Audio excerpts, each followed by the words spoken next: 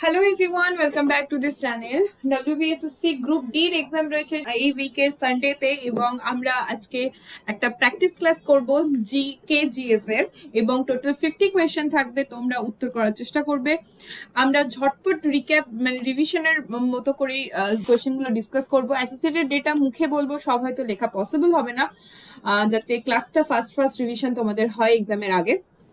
এবং এই ক্লাসের পিডিএফ বা অন্যান্য ক্লাসের পিডিএফ এবং ক্লাস আপডেট তোমরা আমাদের টেলিগ্রাম সেকশনে পেয়ে যাবে GKGS বাই রোহিতে। সেখানে তোমরা কারেন্ট অ্যাফেয়ার্স, ক্লাসের পিডিএফ, ক্লাস আপডেট সমস্ত কিছুটাই এখানে পেয়ে যাবে। শুরু করা যাক আজকের ক্লাস। ফার্স্ট কোয়েশ্চেন হচ্ছে, সম্প্রতি খেলাধুলায় ভারতীয় মহিলা ক্রিকেট দল থেকে কে পদ্মশ্রী পুরস্কার পেলেন? স্মৃতি মান্ধানা, ঝুলন গোস্বামী, হরমনপ্রীত কৌর নাকি দীপ্তি শর্মা? সঠিক উত্তর হচ্ছে এখানে হরমনপ্রীত কৌর। হরমনপ্রীত কৌর হচ্ছে ক্যাপ্টেন ইন্ডিয়ান উইমেন্স ক্রিকেট টিমের, তিনি হচ্ছে পদ্মশ্রী পেয়েছেন। ভারতের প্রথম মুসলিম আক্রমণকারী কে ছিলেন? মোহাম্মদ মীর কাসিম, ইলতুৎমিশ, মোহাম্মদ বিন কাসিম নাকি মোহাম্মদ বিন তুগলক? সঠিক উত্তর হচ্ছে মোহাম্মদ বিন কাসিম, তিনি ফার্স্ট মুসলিম ইনভেটর ছিল, ভারতের প্রথম মুসলিম আক্রমণকারী। এবং এখানে খেয়াল রাখবে, সুলতান মাহমুদকে বলা হয় সুলতানি যুগের ক্যারাভান, এবং মোহাম্মদ ঘুরি, যার স্লেভ হচ্ছে কুতুবুদ্দিন আইবক, যিনি সুলতানি সাম্রাজ্যের প্রতিষ্ঠা করছে দিল্লিতে। ওকে, next question number 3। Women Asian cup rising star 2026 এর টাইটেল জিতেছে কে? অপশন এ হচ্ছে ভারত, এ বাংলাদেশ, এ অস্ট্রেলিয়া নাকি দক্ষিণ কোরিয়া? সঠিক উত্তর হচ্ছে ভারত, এ দলটি জিতেছে উমেন এশিয়া কাপ রাইজিং স্টারের টাইটেল।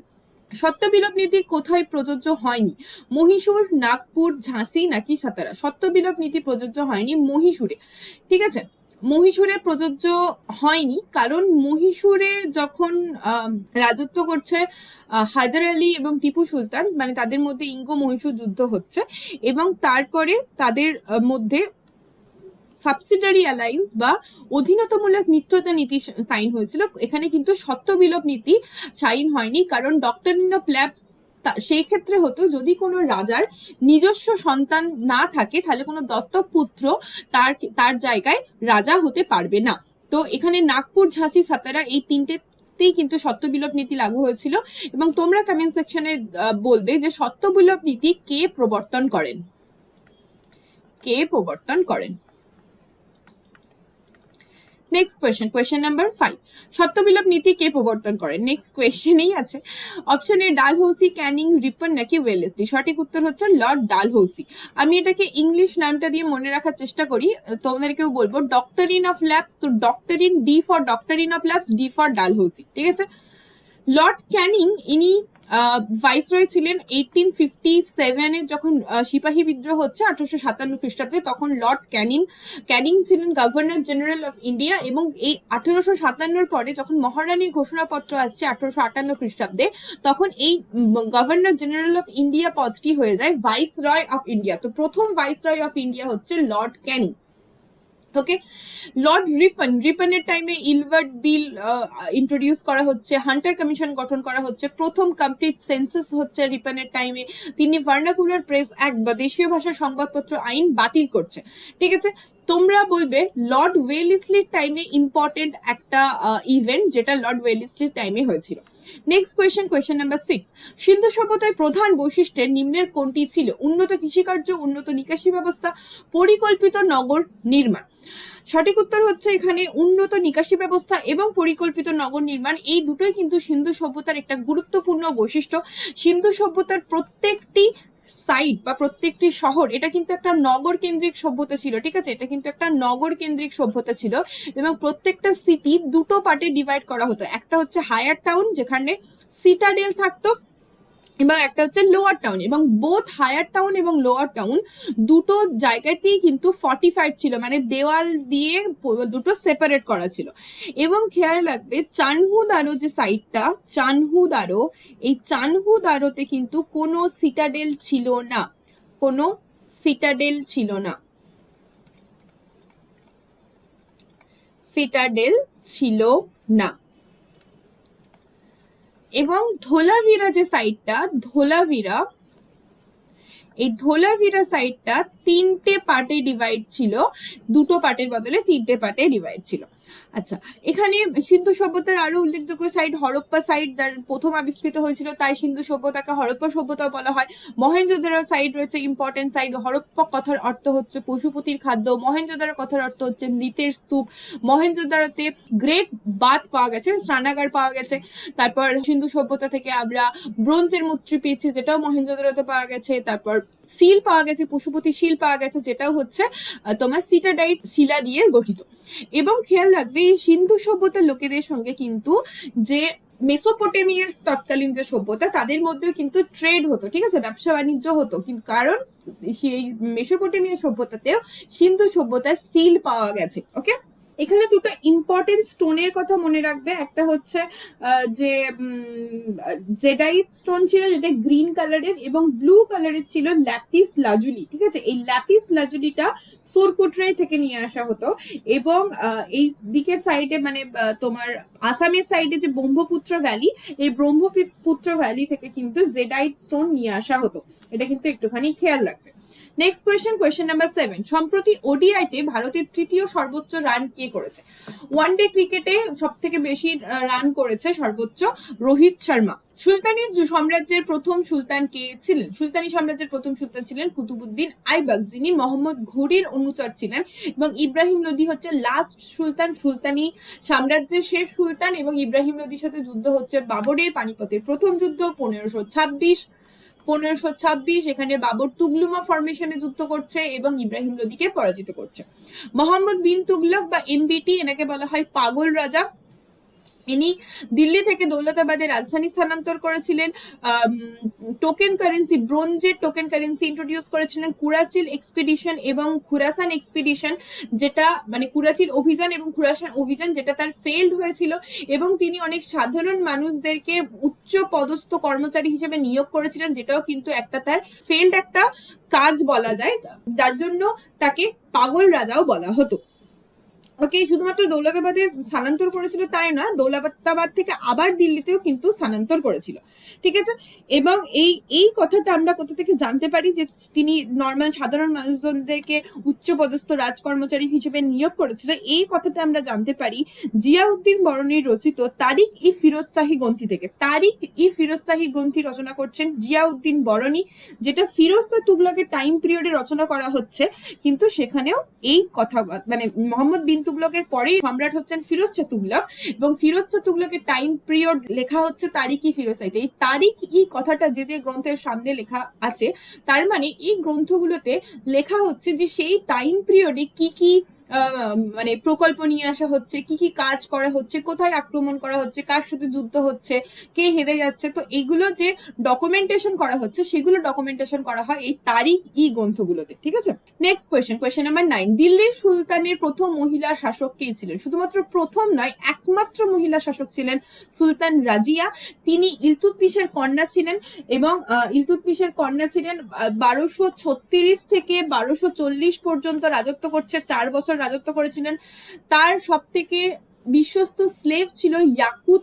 ইয়াকুত হচ্ছে একজন ইজিপসিয়ান স্লেভ ছিল, ঠিক আছে, ইজিপ্ট থেকে এসেছিল ইয়াকুত, এবং এই ইয়াকুতকে পাঠিয়েছিল আলতুনিয়াকে মারার জন্য। ঠিক আছে, আলতুনিয়া হচ্ছে ভাটিন্ডার গভর্নর ছিল, এবং এই আলতুনিয়া রাজিয়ার এগেনস্টে বিদ্রোহ করেছিল, এবং এই আলতুনিয়াকে মারার জন্য ইয়াকুতকে পাঠিয়েছিল সুলতান রাজিয়া। এবং আলতুনিয়া কি করে? ইয়াকুতকে মেরে দেয়।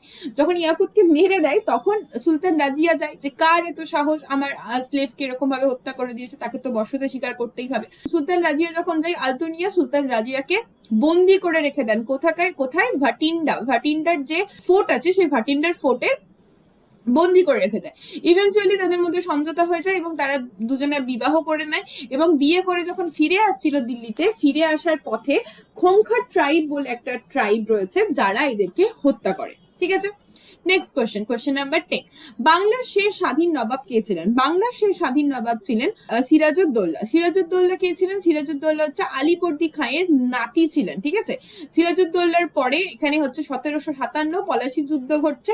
পলাশীর যুদ্ধের পরে নবাব হচ্ছে মীর জাফর, এবং মীর জাফরের পরে তারপরে আসছে মীর কাসিম। তারপরে আবার ফিরে গিয়ে মীর জাফর নবাব হবে বক্সার যুদ্ধের পরে। এখানে একটা খেয়াল রাখবে যে 1757 খ্রিস্টাব্দে যে পলাশীর যুদ্ধ হচ্ছে, মানে এখানে যদি ব্রিটিশ সাম্রাজ্যর সূচনা ঘটছে ভারতবর্ষে প্রথম, কিন্তু বক্সার যুদ্ধ হচ্ছে আরো ইম্পর্টেন্ট একটা যুদ্ধ, যেখানে কিন্তু ব্রিটিশরা একদম পুরো জাঁকিয়ে বসে গেছে। এই বক্সার যুদ্ধের পরে কোনো মতেই ব্রিটিশদেরকে আর তাড়িয়ে দেওয়া সম্ভব ছিল না। বক্সার যুদ্ধ হচ্ছে কে কে কে কে এখানে ইনভলভ রয়েছে? ব্রিটিশদের তরফ থেকে এই বক্সার যুদ্ধ লিড করেছিলেন হেক্টর মুনরো। ঠিক আছে, এটা একটুখানি খেয়াল রাখবে, হেক্টর মুনরো। এবং উল্টো দিকে ছিল আওয়াধের নবাব। আওয়াধের নবাব হচ্ছে সুজাউদ্দৌলা।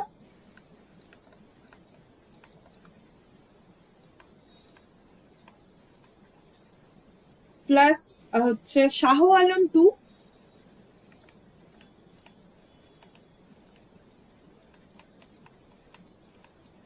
এবং এদিকে হচ্ছে মীর কাসিম। ঠিক আছে,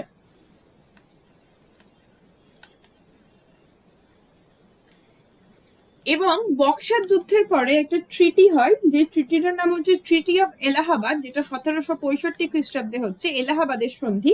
এই এলাহাবাদের সন্ধিতে দুটো জিনিস ডিসাইড করা ছিল, মানে এই দুজনের সাথে আলাদা আলাদা টার্মস অ্যান্ড কন্ডিশনের ট্রিটি হয়েছিল।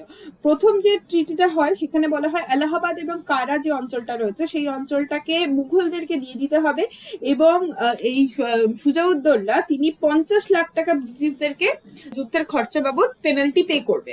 আর শাহ আলমের সাথে ট্রিটি হয় যে দিওয়ানি রাইট, বাংলা, বিহার এবং উড়িষ্যার যে দিওয়ানির অধিকার রয়েছে সেই অধিকারটা ইস্ট ইন্ডিয়া কোম্পানির কাছে চলে যাবে, এবং যে নিজামাতের যে মানে পুলিশি ব্যবস্থা মেনটেন করার জন্য কোম্পানিকে টাকা দিতে হবে মুঘল সম্রাটকে, যাতে কোম্পানি পুরো ব্যবস্থা মেনটেন করে। ওকে, নেক্সট কোয়েশ্চেন নাম্বার 11। প্রথম বিশ্বকাপ জয়ী বাঙালি ক্রিকেটার কে? প্রথম বিশ্বকাপ জয়ী বাঙালি ক্রিকেটার হচ্ছে রিচা ঘোষ। ভারতের মাঝখান দিয়ে কোন অক্ষাংশটি গেছে? ভারতের মাঝখান দিয়ে গেছে কর্কট ক্রান্তি রেখা। কর্কট ক্রান্তি রেখা ভারতের মাঝখান দিয়ে গেছে, এবং কতগুলি স্টেটের মধ্যে দিয়ে গেছে মনে রাখতে হবে, রাজস্থান, মধ্যপ্রদেশ, তারপর হচ্ছে ছত্তিশগড়, ঝাড়খণ্ড, ওয়েস্ট বেঙ্গল, ত্রিপুরা, মিজোরাম,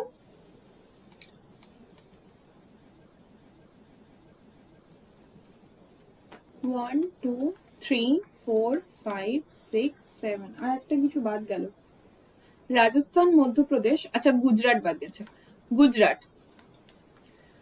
টোটাল 8টা স্টেটের মধ্যে দিয়ে কর্কট ক্রান্তি রেখা গেছে। এবং আইএসটি বা ইন্ডিয়ান স্ট্যান্ডার্ড টাইম, এই আইএসটির দ্রাঘিমাংশ হচ্ছে 85 ডিগ্রি 30 মিনিট। এটা গেছে হচ্ছে 5টা রাজ্যের মধ্যে দিয়ে, একটা হচ্ছে মধ্যপ্রদেশ, তারপর হচ্ছে ওড়িশা, দেন উত্তরপ্রদেশ, দেন ছত্তিশগড় এবং Andhra Pradesh. Next question number 30। Asian indoor athletics championship 2026 এ ভারত মোট কতগুলি পদক পেয়েছে? টোটাল পদক পেয়েছে 5টি। কোন দলকে হারিয়ে দৃষ্টিহীন মহিলাদের টি20 ওয়ার্ল্ড কাপ 2025 জিতলো ভারত? সঠিক উত্তর হচ্ছে নেপালকে হারিয়ে। গণপরিষদ কবে জনগণ মন গানটি জাতীয় সঙ্গীত হিসেবে আনুষ্ঠানিকভাবে গ্রহণ করে? জনগণ মন গানটি জাতীয় সঙ্গীত হিসেবে আনুষ্ঠানিকভাবে গ্রহণ করা হয় 24শে জানুয়ারি 1950 খ্রিস্টাব্দে। কলকাতায় কে ভারতের প্রথম মেডিকেল কলেজ প্রতিষ্ঠা করেছিলেন? ভারতের প্রথম মেডিকেল কলেজ প্রতিষ্ঠা করেছিলেন লর্ড উইলিয়াম বেন্টিং। ভারত কোন দলকে হারিয়ে ICC women's cricket world cup 2025 জিতেছেন? সঠিক উত্তর হচ্ছে দক্ষিণ আফ্রিকা। ভারতীয় সংবিধানের কোন ধারা রাষ্ট্রপতির শপথ বা প্রতিশ্রুতির সঙ্গে সম্পর্কিত? সঠিক উত্তর হচ্ছে এখানে 60 নাম্বার আর্টিকেলে রয়েছে ওথের কথা। ঠিক আছে, সংবিধানের part number 5 chapter 1 article number 52 থেকে 62 পর্যন্ত মেনশন আছে প্রেসিডেন্টের কথা। এছাড়া মনে রাখতে হবে আর্টিকেল নাম্বার 1 2 3 বা 123, যেখানে অর্ডিন্যান্সের কথা বলা হয়েছে বা অধ্যাদেশ জারি করার কথা বলা হয়েছে। এখানে আর্টিকেল 52 প্রত্যেকটা ইনস্টিটিউশনের প্রথম যে আর্টিকেলটা, সেই আর্টিকেলটা সেই ইনস্টিটিউশনের এস্টাবলিশমেন্টের কথা বলবে, মানে there shall be a president of India এরকম ভাবে, বা সুপ্রিম কোর্টের যেখানে আর্টিকেল শুরু হচ্ছে সেখানে সুপ্রিম কোর্টের এস্টাবলিশমেন্টের কথা বলবে। তো আর্টিকেল 52 তে মেনশন করা হচ্ছে যে ভারতে একজন প্রেসিডেন্ট থাকবেন এবং তিনি হচ্ছেন সব থেকে রাষ্ট্রের প্রধান, মানে ফার্স্ট সিটিজেন অফ ইন্ডিয়া হচ্ছে প্রেসিডেন্ট। দেন 53 তে হচ্ছে তিনি এক্সিকিউটিভ হেড। 54 এ রয়েছে ইলেকশন হবে, তার যে ইলেকটোরাল কলেজ তৈরি হবে সেটার কথা বলা হয়েছে। 55 এ বলা হয়েছে ম্যানার অফ ইলেকশন, কিভাবে ইলেকশন হবে। 56 এ বলা হয়েছে টার্মস এন্ড কন্ডিশন, মানে কতদিন তিনি থাকবেন প্রেসিডেন্ট হিসেবে। 57 এ বলা হয়েছে এলিজিবিলিটি, মানে তার রি ইলেকশনের এলিজিবিলিটির কথা বলা হয়েছে। 58 এ বলা হয়েছে কোয়ালিফিকেশন, মানে কি কি কোয়ালিফিকেশন লাগবে প্রেসিডেন্ট হতে গেলে। 59 এ বলা হয়েছে কন্ডিশনের কথা, এবং 60 তে বলা হয়েছে ওথের কথা। 61 এ বলা হয়েছে ইমপিচমেন্টের কথা। খেয়াল রাখবে ইমপিচমেন্টে কিন্তু কোনো স্টেটের এমএলএ পার্টিসিপেট করে না, কিন্তু যখন ইলেকশন হচ্ছে তখন কিন্তু সেখানে স্টেটের যে এমএলএ রয়েছে তারা কিন্তু পার্টিসিপেট করে। রাষ্ট্রপতি লোকসভায় কতজন সদস্যকে মনোনীত করতে পারেন? লোকসভায় একজন সদস্যকেও মনোনীত করতে পারেন না। আগে দুজন অ্যাংলো ইন্ডিয়ানকে করতে পারতো, কিন্তু সেটা কনস্টিটিউশন অ্যামেন্ডমেন্ট অ্যাক্ট নিয়ে এসে সেটাকে রিপিল করে দেওয়া হয়েছে। তো এটা হয়তো আগেকার কোয়েশ্চেন থেকে নেওয়া হয়েছে, কিন্তু এখন রাষ্ট্রপতি লোকসভায় একজনকেও মনোনীত করতে পারেন না। রাজ্যসভায় করতে পারে 12 জন সদস্যকে, ঠিক আছে, রাজ্যসভায় করতে পারে 12 জন সদস্যকে। মনোনীত আর ইলেক্টেড ব্যাপারটা তো আমাদের কাছে ক্লিয়ার। তো মনোনীত মানে কাউকে রেকমেন্ড করা হচ্ছে, ঠিক আছে, নমিনেট করা হচ্ছে, তার মানে তাকে ইলেকশনে পার্টিসিপেট করতে হচ্ছে না, সে রাষ্ট্রপতি নমিনেট করছে এই মেম্বার গুলো, এরা এলিজিবল হচ্ছে রাজ্যসভার মেম্বার হওয়ার জন্য। কিন্তু যখন ইলেক্টেড হয়ে আসছে তার মানে সেটা ইলেকশনের প্রসেসে আসছে। লোকসভায় হলে তো ডাইরেক্ট ইলেকশন হয়ে আসছে, আর রাজ্যসভায় হলে যাদেরকে আমরা ইলেক্ট করেছি তারা ইলেক্ট করছে গিয়ে রাজ্যসভায় কে সদস্য হবে। খেয়াল রাখবেন রাজ্যসভা হচ্ছে একটা স্থায়ী কক্ষ, রাজ্যসভা কখনো ভেঙে যায় না, এটা একটা পার্মানেন্ট হাউস, এবং এখানে প্রতি 2 বছর অন্তর অবসর গ্রহণ করে, এবং এখানে কিন্তু কখনোই সবাই একসাথে কিন্তু রিজলভ হয়ে যায় না, ঠিক আছে, লোকসভার মতো। যেমন একটা ইলেকশন হলো, ইলেকশনের আগে আগে লোকসভা ডিজলভ হয়ে গেল, সেরকম কিন্তু হয় না। কোয়েশ্চেন নাম্বার 20, সংবিধানে কত ধরনের জরুরি অবস্থার কথা বলা হয়েছে? 3 ধরনের জরুরি অবস্থার কথা বলা হয়েছে। আর্টিকেল 352, আর্টিকেল 356, আর্টিকেল 360, ঠিক আছে। ন্যাশনাল এমার্জেন্সি, স্টেট এমার্জেন্সি বা প্রেসিডেন্ট রুল, এবং ফিনান্সিয়াল এমার্জেন্সি। কাদের মধ্যে পানিপথের প্রথম যুদ্ধ হয়েছিল? বাবর এবং ইব্রাহিম লোদির মধ্যে হয়েছিল 1526 খ্রিস্টাব্দে। বাবর জিতে গেছিলেন। বাংলার দুঃখ কোন নদীকে বলা হয়? বাংলার দুঃখ বলা হয় দামোদর নদীকে। গোদাবরী হচ্ছে দক্ষিণ ভারতের বৃহত্তম নদী, নর্মদা পড়েছে আরব সাগরে, ব্রহ্মপুত্র হচ্ছে ভারতের মানে লার্জেস্ট রিভার, সব থেকে বেশি জল কিন্তু ব্রহ্মপুত্র বয়ে নিয়ে আসে, এবং ব্রহ্মপুত্র নদীর তিব্বতের নাম হচ্ছে Tsangpo. Next question, question number 23, Gambhira কোন রাজ্যের লোকনৃত্য? গম্ভীরা হচ্ছে মালদা জেলার লোকনৃত্য। সূর্য সব থেকে কাছের গ্রহ কোনটি? সব থেকে কাছের গ্রহ হচ্ছে বুধ, তারপরে হচ্ছে শুক্র, তারপর পৃথিবী, তারপর মঙ্গল। এই 4টে গ্রহকে বলা হয় ইনার প্ল্যানেট, ঠিক আছে, এবং এর পরে রয়েছে অ্যাস্টেরয়েড বেল্ট, তারপরে রয়েছে আউটার প্ল্যানেট, যার মধ্যে দুটো হচ্ছে গ্যাস জায়ান্ট আর দুটো হচ্ছে আইস জায়ান্ট। মুঘল বংশের শেষ সম্রাট কে ছিলেন? মুঘল বংশের শেষ সম্রাট ছিলেন দ্বিতীয় বাহাদুর শাহ, যিনি সিপাহী বিদ্রোহের সময় 1857 খ্রিস্টাব্দে সিপাহী বিদ্রোহের সময় তাকে লিডার হিসেবে ঘোষণা করা হয়, এবং তারপরে তাকে রেঙ্গুনে পাঠিয়ে দেওয়া হয়েছিল। পশ্চিমবঙ্গে কোথায় পাট গবেষণা কেন্দ্র রয়েছে? পাট গবেষণা কেন্দ্র রয়েছে ব্যারাকপুরে। কত সালে কমনওয়েলথ গেমস ভারতের আহমেদাবাদে অনুষ্ঠিত হবে? সঠিক উত্তর হচ্ছে 2023 খ্রিস্টাব্দে। বাংলার থিয়েটারের জনক কাকে বলা হয়? থিয়েটারের জনক বলা হয় গিরিশ চন্দ্র ঘোষকে। পশ্চিমবঙ্গের প্রথম কোন জেলায় যৌথ বন ব্যবস্থাপনা শুরু হয়েছিল? সঠিক উত্তর হচ্ছে পশ্চিম মেদিনীপুরের আড়াবাড়ি গ্রামে শুরু হয়েছিল, এবং এখানে কাস্তে বক হচ্ছে সংরক্ষণ করা হয়। নদিয়া জেলায় একটা ওয়াইল্ড লাইফ স্যাংচুয়ারি রয়েছে, যেটা হচ্ছে বেথুয়া ডাওরিতে।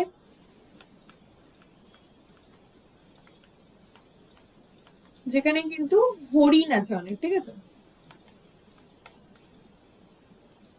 কোন অভিনেত্রী প্রথম পদ্মশ্রী সম্মানে সম্মানিত হয়েছিলেন? সঠিক উত্তর হচ্ছে এখানে নার্গিস দত্ত।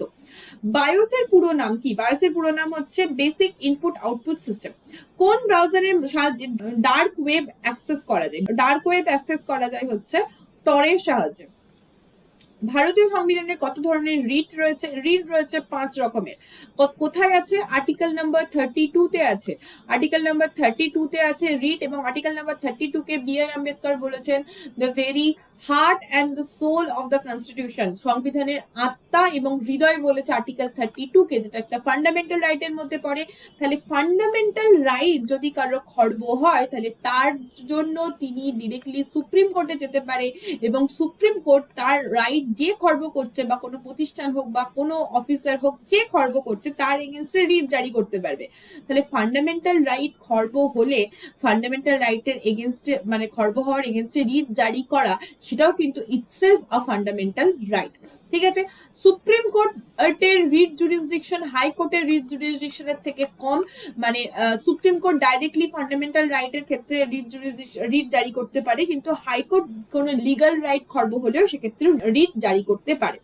5 রকমের রিট রয়েছে, একটা হচ্ছে হিভিয়াস কর্পাস, দেন হচ্ছে সার্সিয়ারি, prohibition, quo warranto and mandamus. ঠিক আছে, 5টা হচ্ছে রিট। দার্জিলিং হিমালয় রেলওয়ে কত সালে ইউনেস্কো ওয়ার্ল্ড হেরিটেজ সাইটের মর্যাদা পেয়েছে? সঠিক উত্তর হচ্ছে 1999 খ্রিস্টাব্দে। ভারতের বৃহত্তম সাধু জলের হ্রদ কোনটি? বৃহত্তম সাধু জলের হ্রদ হচ্ছে উলার লেক, যেটা কাশ্মীরে অবস্থিত। কাশ্মীরে অবস্থিত। ডাল লেক হচ্ছে শ্রীনগরে অবস্থিত, যেটাকে শ্রীনগরের মানে জুয়েল অফ শ্রীনগর বলা হয় ডাল লেককে। Wular lake plate tectonic theory থেকে উৎপত্তি হয়েছে। ডাল লেকে জল বয়ে নিয়ে আসে ঝিলাম নদী।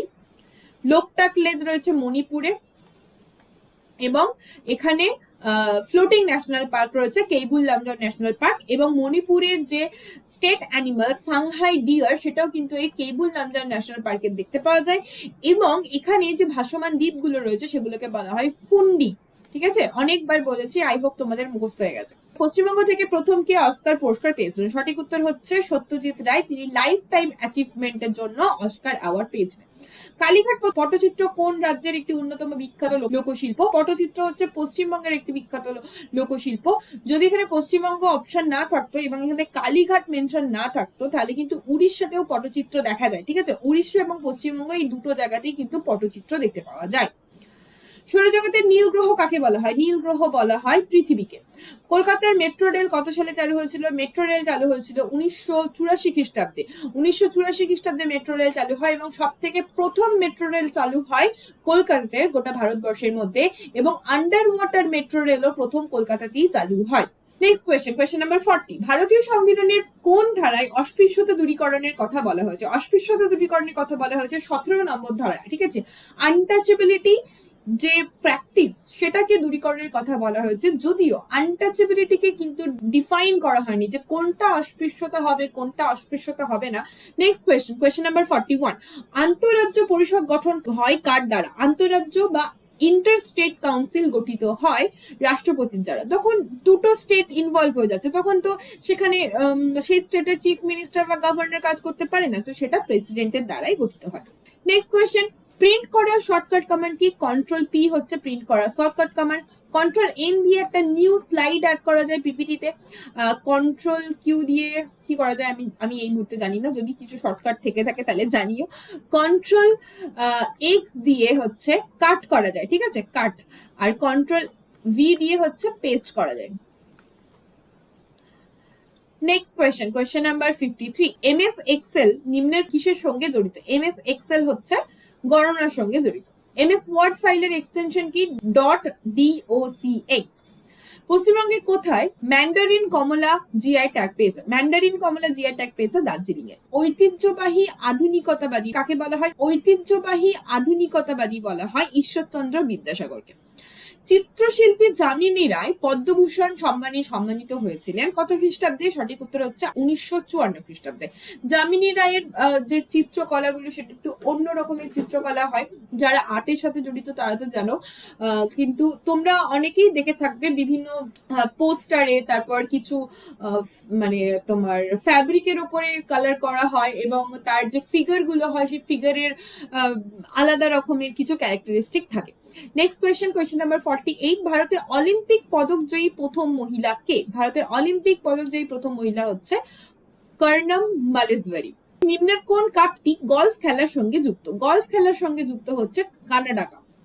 পিডিএফ এর পুরো কথা কি? পিডিএফ এর পুরো কথা এটা তো তোমাদের থেকে ভালো আর কেউ জানে না। তোমরা তো পিডিএফ করে সারাক্ষণ মাথা খারাপ করে দাও। তো পিডিএফ কি হয়? পিডিএফটা কেন চাও তোমরা? কারণ যেখানে সেখানে পিডিএফটা খুলে তোমরা পড়তে পারো। যদিও কতজন পড়ো আর কতজন যে পিডিএফটা স্টোর করে রাখো সেটাতে আমার হাইলি ডাউট আছে, বাট স্টিল পিডিএফ কেন ইন্ট্রোডিউস হয়েছিল? যে সেটাকে পোর্টেবল করা যাচ্ছে, একটা ডকুমেন্ট ফরম্যাট যেটাকে পোর্টেবল, মানে যেখানে সেখানে আমি নিয়ে যেতে পারছি।